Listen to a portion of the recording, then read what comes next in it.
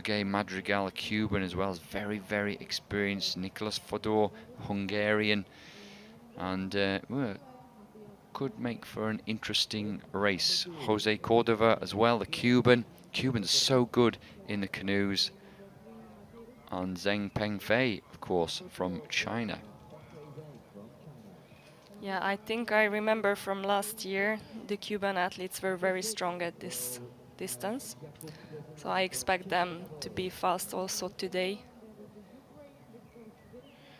And soon they are heading for the start line.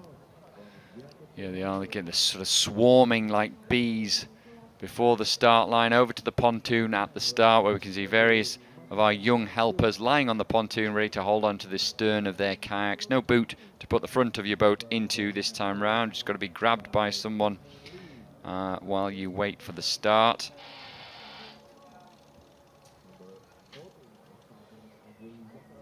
Yeah, so follow the coach. But I suppose also as you mature as an athlete, you go from doing exactly what the coach tells you to having that relationship with the coach, so you can talk and you can feed back to the coach as well, and you can hopefully both move everything forward. Yeah, I think in ideal case that's the perfect cooperation, when the coach is receiving a feedback from the athlete and is adapting the training plan based on the needs of the athlete. Yeah, that takes time to develop though, doesn't it? Yeah, definitely. And maturity from the athlete as well. But we see a lot of experienced paddlers doing well still here. The likes of Fernando Pimenta, you know, Lisa Carrington seems like she's been around forever now, and Sebastian Brendel that we were talking about. All experienced athletes, and I imagine have a very good relationship with their coach to try and get in a good position. Yeah, for sure. The more people are at the start line, the more difficult it is at the first turning point. So with 20 canoes, it will be quite interesting to see. It's one way of putting it.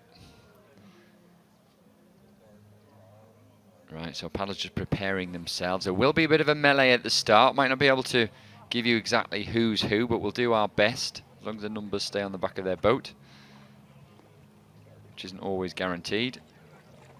So we've got one paddler just reversing in. Can't see that from your camera angle. I can see that from the finish tower though. Just one paddler backing. There he is, near the middle of the screen, backing in there. Not a lot of room between them. We've got the thumbs up. We're ready to go.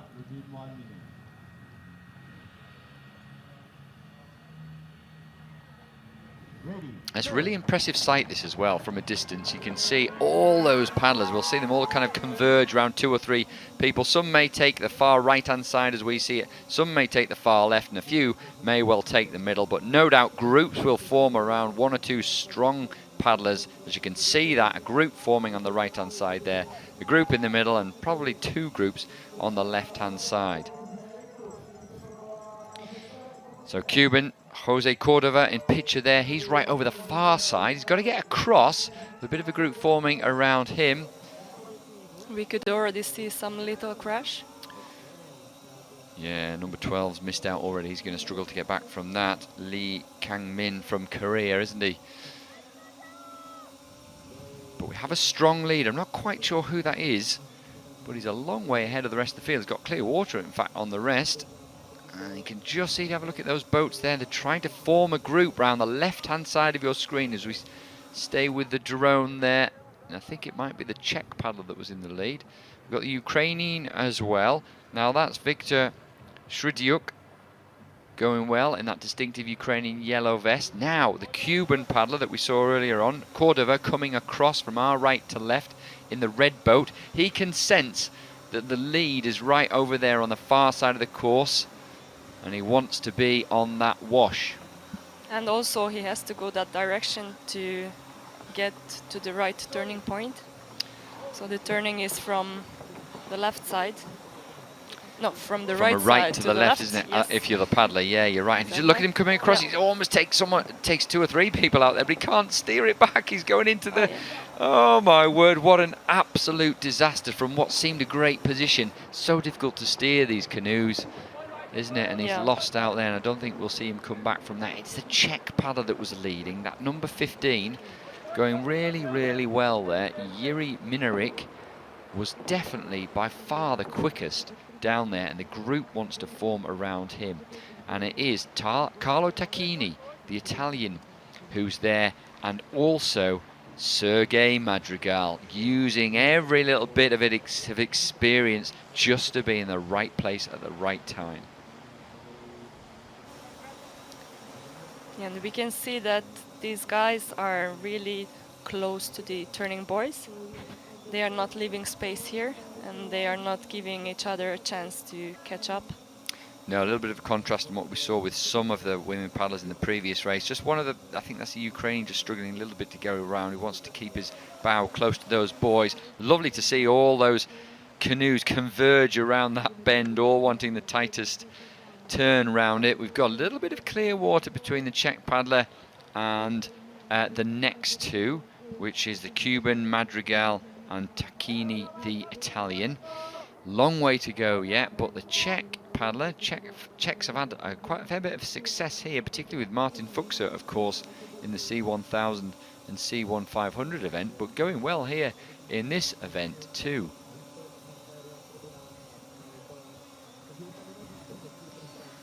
You can just see there, if you look at the Ukrainian is actually really struggling, isn't he? He's struggled around the bend, he's struggling here. Obviously he's a fit paddler, but battling with those washes, the wave that comes off your boat is quite a skill. Yeah, it's not easy to keep the direction, especially when there are so many boats on the water at the same time. So for some of the athletes, it's really hard to steer and to stay on the wash. And yeah, with some paddlers you see sort of work the way through the washes, won't you? You'll see them in 7th or 8th place and just bide their time, and when an opportunity comes, they get onto the next wash and then they work their way up, and it's amazing to see them do that and conserve energy but just come through the field gradually if they've got the skills. Yeah.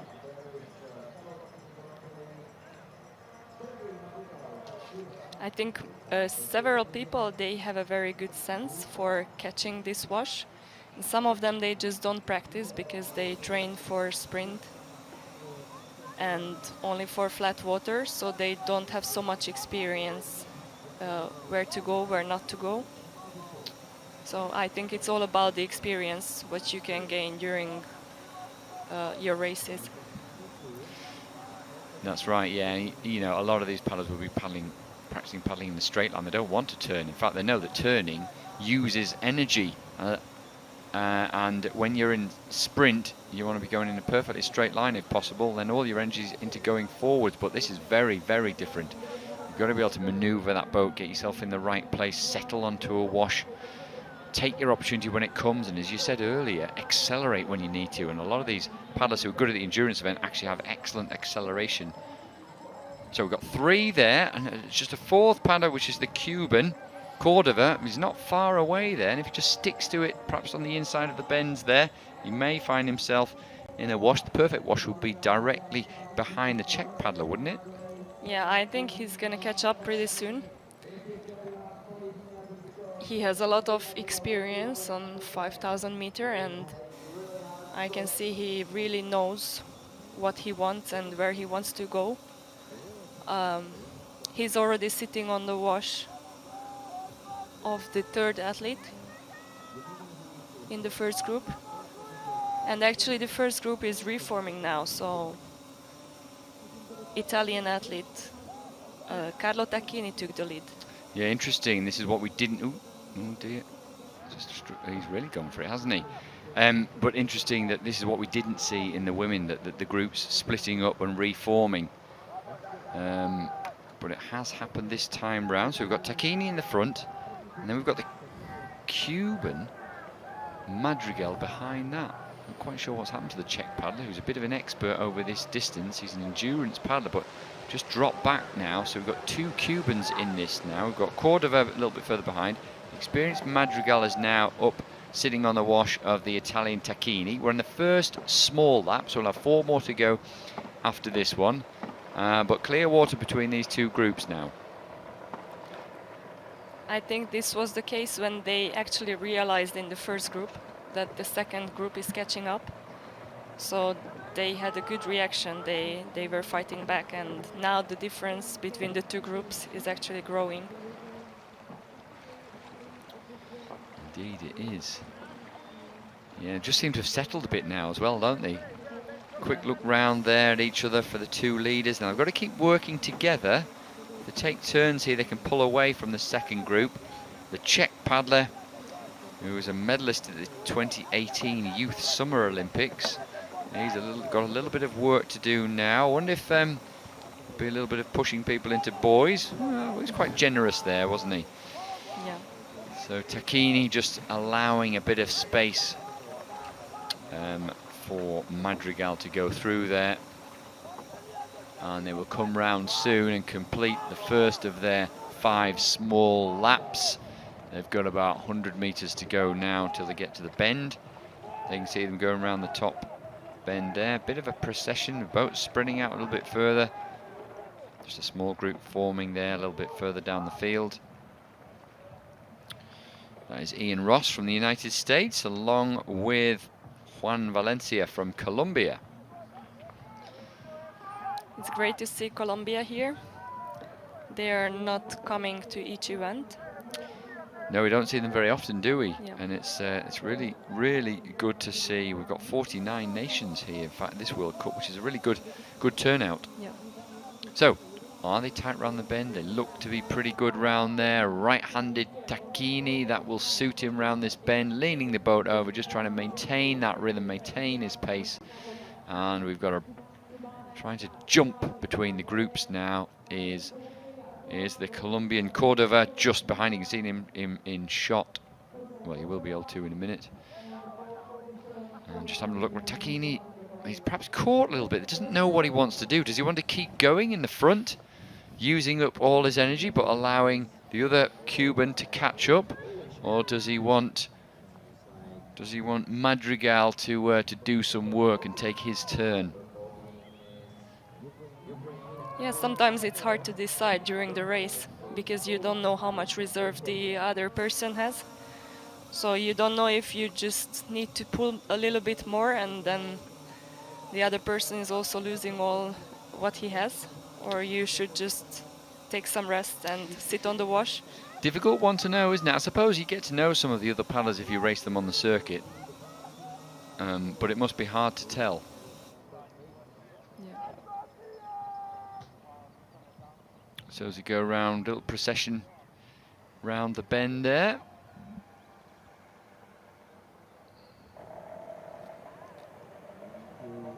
Back at the front of the race, Tacchini still in the lead. Just having a look, checking for the next bend. Yeah, he's making sure that the difference stayed or it got smaller. But as far as I can see, now the distance between the two groups, it's pretty much stable. Yeah, we'll have to keep an eye on that again. Those boys are useful, aren't they, to see how many meters they are behind. There's still a big gap there, isn't there? Yeah. And Cordova perhaps maybe has accepted that he's not going to catch these two. We'll see.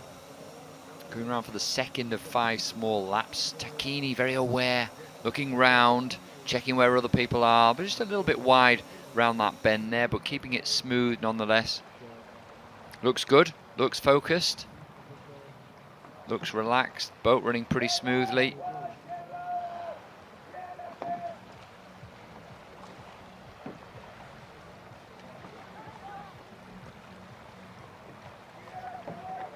We don't see the difference right now, but from this picture I have the feeling that they are a little bit more relaxed than at the beginning. They are confident with their advantage, what they have. Yeah, and you can see the advantage there, can't you? We can't see in that shot, we can't see Cordova catching them. There he is. So as well, it's more than 20 meters, so it is possible. It's about where Maria Maillard was with sort of 2 laps to go, wasn't it? Yeah, exactly. So Tacchini, he's keeping well away, knows what's going on. Can't see it on a big screen like you would do in athletics when you come around each lap, but he'll have a good idea. The turn allowing him to have a look round. Well, he knows where Sergei Madrigal is, no doubt about that. I'm actually not sure if the two Cuban athletes, they are working together like this, so that the second athlete is not taking the lead. He doesn't want to make the speed higher, so that his teammate has Catches the chance up. to catch up. Well, that's interesting. Yeah. Have you ever done that in the Serbian team? Usually it was only me who was racing 5K, so I never had a teammate. But last year at the Super Cup, we were two of us with my teammate Milica Starovic, and we actually helped each other on the 1,000-meter race. Did you enjoy the Super Cup? Yeah, it was great. Well, we're going back, aren't we, to Oklahoma once Yeah. again? Yeah. So should be good. It's really, they put on a really good event, don't they? Yeah. So Yeah, everything was perfect. that's good to hear. Well, hopefully you'll be going back. Oh yeah. No date as yet secured for that, but very much hoping there. I know they're very excited, the organisers there, about putting on the event. We're hoping that it'll be later on in the summer, and we look forward to that going ahead, and do very much hope that you'll be there, Christina. Yeah, thank you.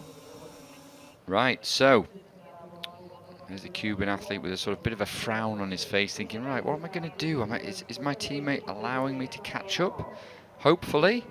Have I got the energy to catch up? And if I do, will I be able to out-sprint either of these two?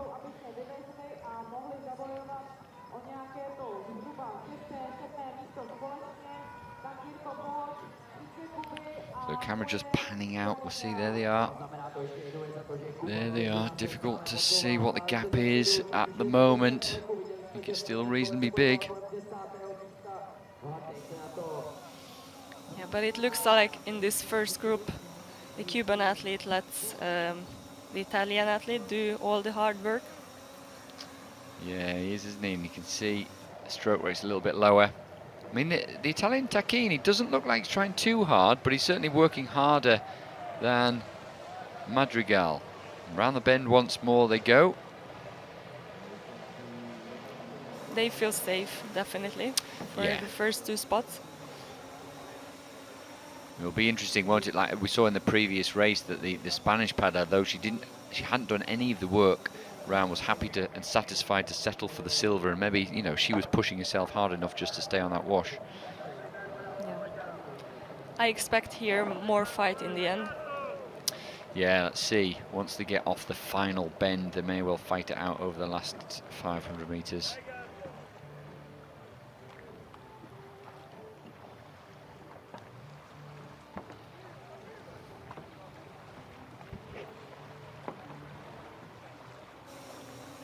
Now there might be some attacks or attempt for Yeah, an attack.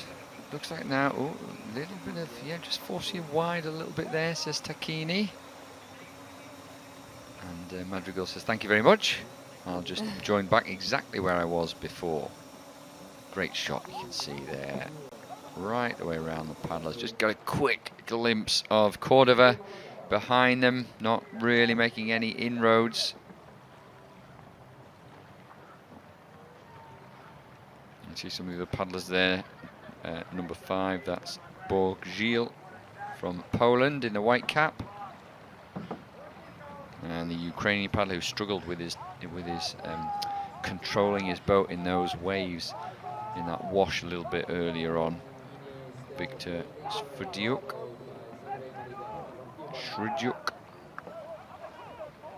And the other Czech paddler that's in the field as well, we can see Yeah, there. he is the other Czech paddler. Jakub Bredzina. He's a very experienced paddler on marathon as well. Right, and we'll see, won't we? Quite a few marathon paddlers take part in this Yep. in this event. It's a good place where marathon and sprint can meet, isn't it? Yeah, definitely.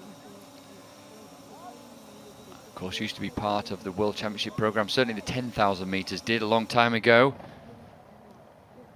I think 1991 perhaps was the last time it was in the World Championship program. Yeah. You won't remember that No. that long ago. I was not racing it, but yeah, it's always some different challenge. Yeah, it is indeed. A lot of tactics going on. Yep. Now, so I think we've got 2 more laps. So I think it'll be the bell at the next lap. The gap isn't very big to Cordova, Jose Cordova. You can see there behind, it's less than, I think it's less than 20 meters. Yeah. So he does have a chance. Right directly behind them this time, as you explained, Christina, before with the women. She was coming wide, trying to sit on the wash a little bit. Cordova at the moment just directly behind, right behind. If you could draw a line from the back of those, he'd be right on that line. Yeah, he's using a different tactics.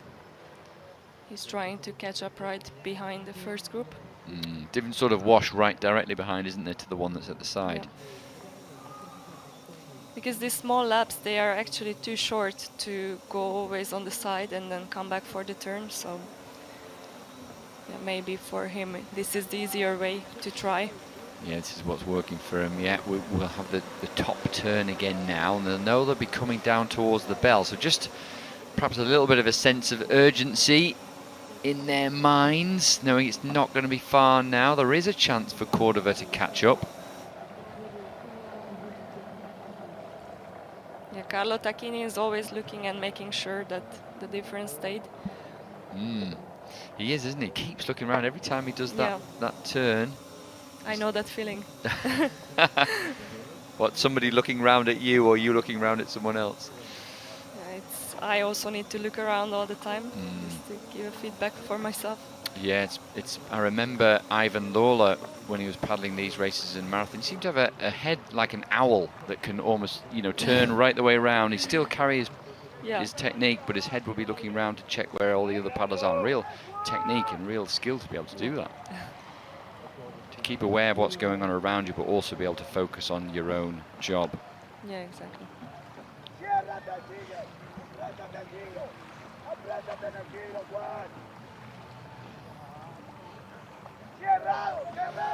It looks like nothing changed in the first group.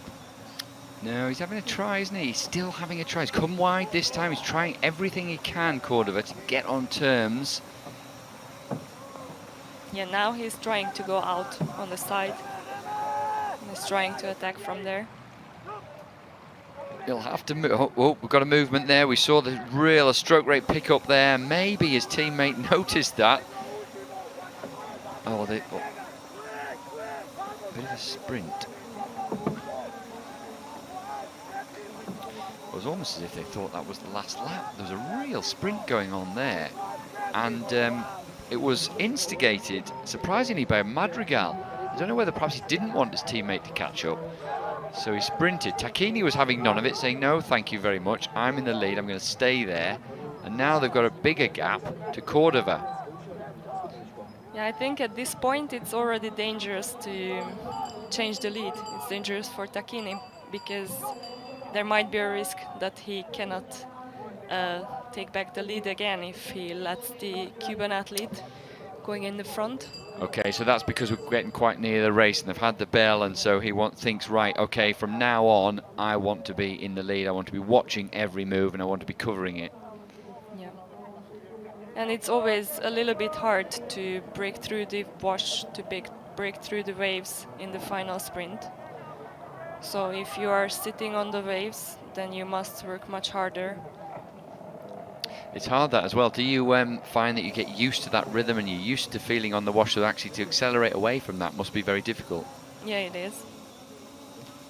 So Madrigal, he has been conserving energy, but he's been doing the same thing all the way around. For him to now burst ahead with a sprint and get off the wash, it's almost like paddling uphill for a little bit so he can get himself into clear water. It's going to be a challenge, and of course remember he's on the outside of the bend as well.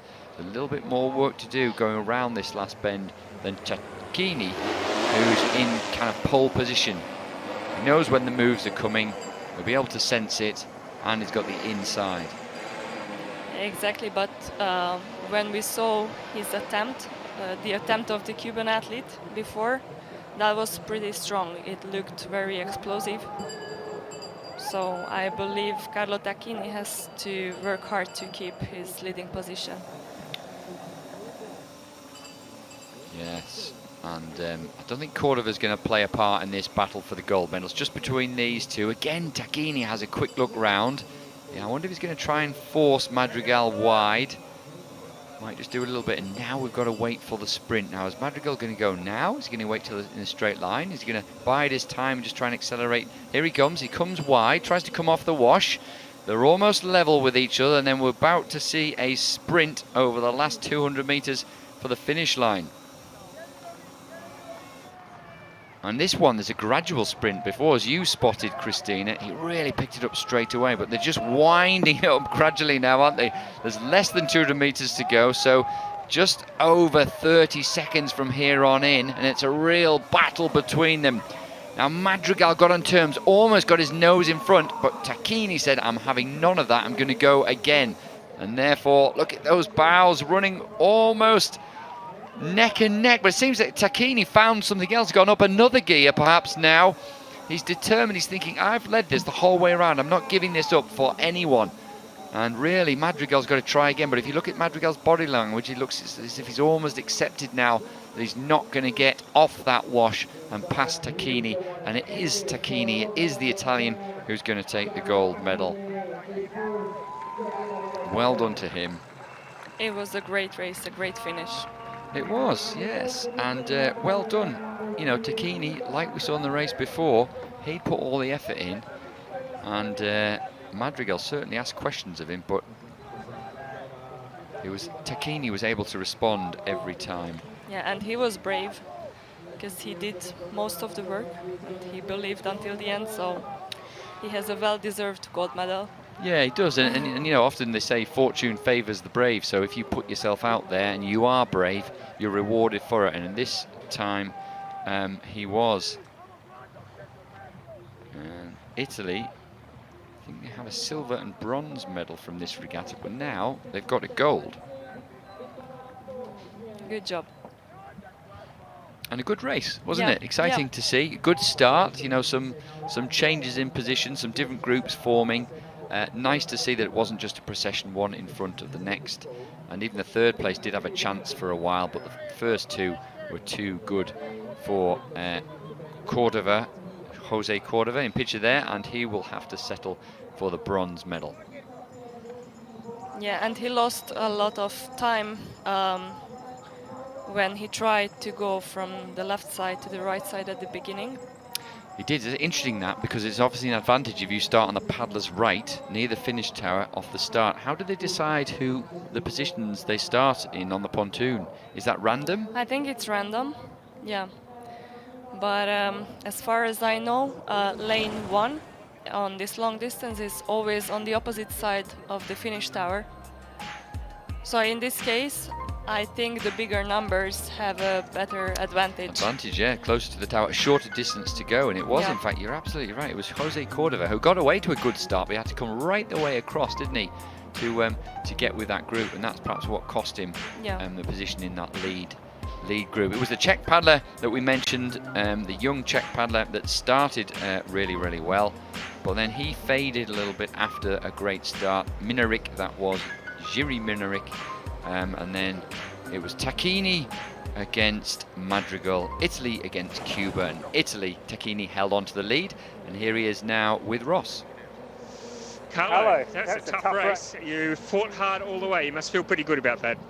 Yeah, you said right. It was a really tough race. Really, after a really bad weekend for me, it was exactly what I needed. So I'm really, really happy. Nice fight with the Cubans. They're really always really good on the 5K, so I'm really happy about it. And nice to beat an Olympic gold medalist on the final lap too, yeah? Yeah.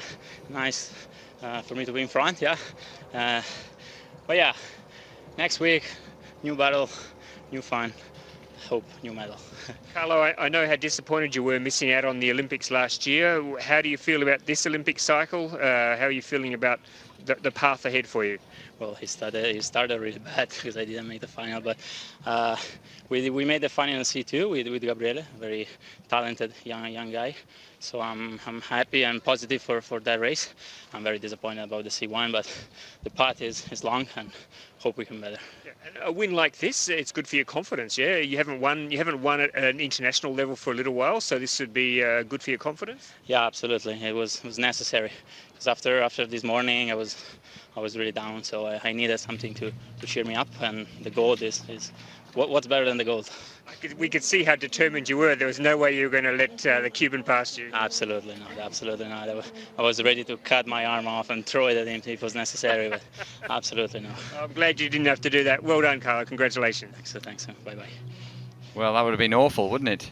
Glad we didn't see that, but Carlo Tacchini, who was in the B final of the C1000 metres this morning. Obviously disappointed not to be in the A final, and he was beaten by his teammate this morning. It's interesting, obviously, being beaten by his teammate. He was disappointed with that, so he was determined not to let somebody past him in this race, and that was perhaps the difference. Maybe he had to go through that to win this gold medal. That's a really good point, isn't it? It's often, as athletes, it's the times when they're disappointed, times when they've been beaten, that they learn the most from. But maybe that's the thing that separates the great athletes from the good ones. They learn every time, they learn from a win, and they learn from a loss in order to make them better. Yes, he definitely succeeded this weekend. He certainly did, yeah. Really delighted with that, which is good to see. Great racing, and we've got some more great racing ahead of us. In fact, we're staying with the same course, so that one big lap, 5 small laps. We should actually next have a medal ceremony for the C1 women, but we'll see if they've managed to organise that in time. That's at, well, it should be about now actually.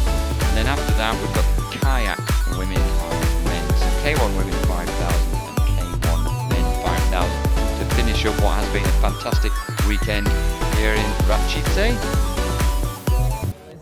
There you go, Carlo Tacchini, 22 minutes 58. Sergei Madrigal and Jose Cordova, second and third for the Cubans. And Zakharov, the Ukrainian, not managing to add to the Ukrainians' impressive tally of medals. 3 gold, 2 silver and 1 bronze at the moment. He misses out and takes 4th place. So we'll see if we're going to have a medal ceremony. But certainly, just looking around from the finish tower here, we can see the women's K1 getting ready. Christine, I'm not going to go into too much detail, but shame that you're not racing in this one today. And let's hope that you will be in the future. Thank you. Yeah, it's good to see you racing over this distance. It should be an exciting race.